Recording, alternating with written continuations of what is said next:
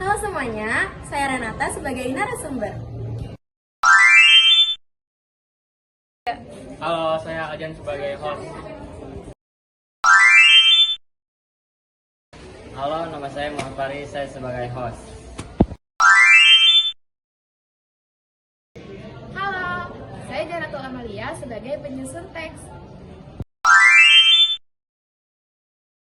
Halo, saya Keila Gita Putri sebagai editor.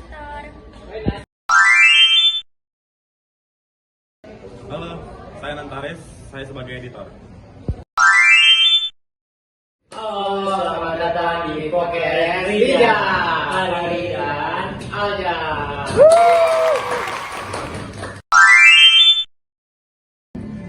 Oke, kita sekarang kedatangan tamu nih yang sangat memotivasi dari perjalanan hidupnya.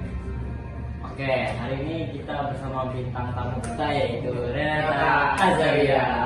Seorang founder Reaction yang sedang naik nih usahanya. Halo semuanya, perkenalkan aku Renata Azaria.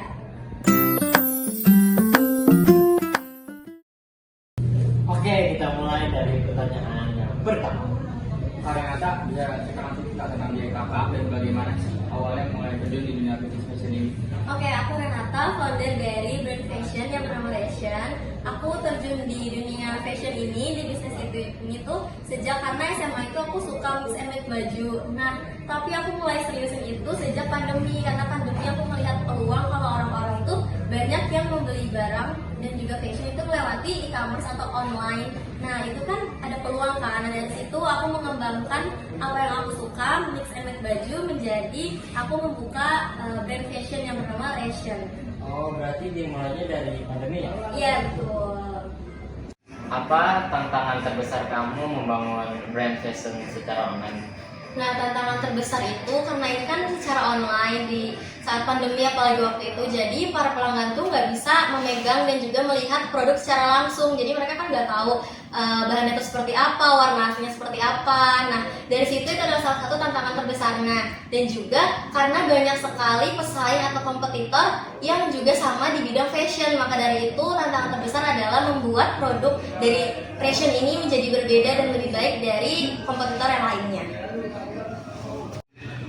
Bagaimana Anda menentukan target pasar di awal membangun bisnis ini? Oke, kalau untuk target pasar di awal itu saya riset kecil-kecilan dari Shopee, TikTok, dan juga Instagram. Jadi saya akan tahu nih seperti apa sih model yang lagi tren atau yang lagi banyak dicari oleh customer. Nah, dari situ saya akan menargetkan kalau ternyata target pasar saya itu adalah perempuan usia 20-35 tahun yang memiliki selera itu baju yang simple tapi menarik dan juga bagus. Seperti itu. Apa kesalahan yang pernah Anda lakukan di awal dan bagaimana cara mengatasinya? Nah, kalau untuk kesalahan, salah satunya saya pernah terjadi itu saya terlalu banyak produksi baju dengan ukuran M, tapi ternyata yang banyak dicari dan juga laku itu justru ukuran L sampai XL. Nah, dari situ saya belajar dan mulai dari saat itu saya jadi selalu melihat nih bagaimana sih setiap bulannya itu ukuran-ukuran yang banyak lakunya. Nah, dari situ saya mulai produksi menyesuaikan dengan target dan juga data yang ada. Strategi marketing apa yang paling efektif sejauh ini?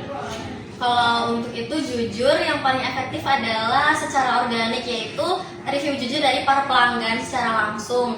Jadi dari testimoni pelanggan sebelumnya yang membuat pelanggan yang baru ini jadi percaya nih sama toko kita. Dan juga saya masih sering dan juga banyak sekali kontrak iklan di Instagram maupun TikTok, dan juga kontrak atau bekerja sama dengan para influencer yang sedang terkenal nih.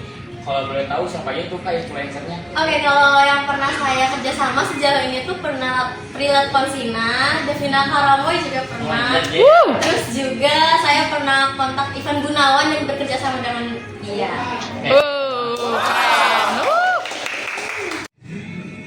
Coba nih Kak kasih tips untuk pemula yang ingin memulai usaha fashion secara daring.